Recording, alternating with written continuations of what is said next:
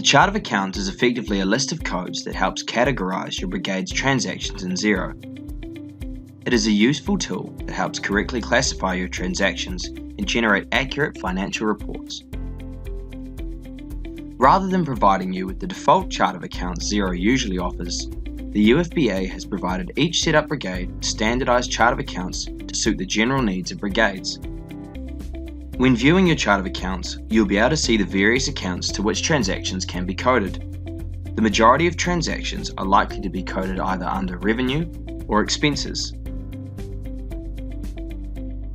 We will now show you how to create a new account. It is important to note that any new account will affect reporting templates, so we generally recommend not to make these changes. The alternative is to change the name of the account, which we will show you how to do later in this video.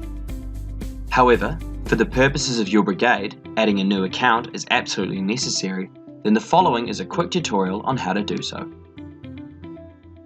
To create a new account, whether it is a revenue or expense account, click on the Add Account button. For example, your particular brigade may want to categorize transactions associated with the purchase of kitchen supplies. We now need to select the type of account we are wanting to add. As we are looking to add an expense account for kitchen supplies, we would select Expense as the appropriate account type. We need to also give this account a reporting code. These are the numbers that help categorize the transactions. We recommend that for new revenue accounts, the code should be a number between 100 and 200, and for expense accounts between 200 and 300. Upon entering a code, Xero will let you know whether that code is available or not.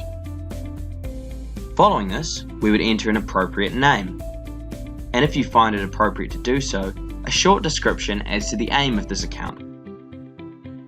For those brigades registered for GST, you will need to update the tax setting for the account accordingly. The account will now be created and form part of your chart of accounts. Future transactions can now be coded under this account when necessary during the reconciliation of your bank accounts.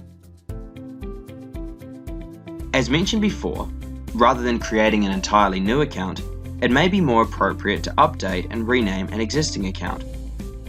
This may be necessary, for example, where your brigade wants to categorize all printing and stationery expenses under the one account. To update this, we need to click on the account we're wishing to change and edit the name of the account.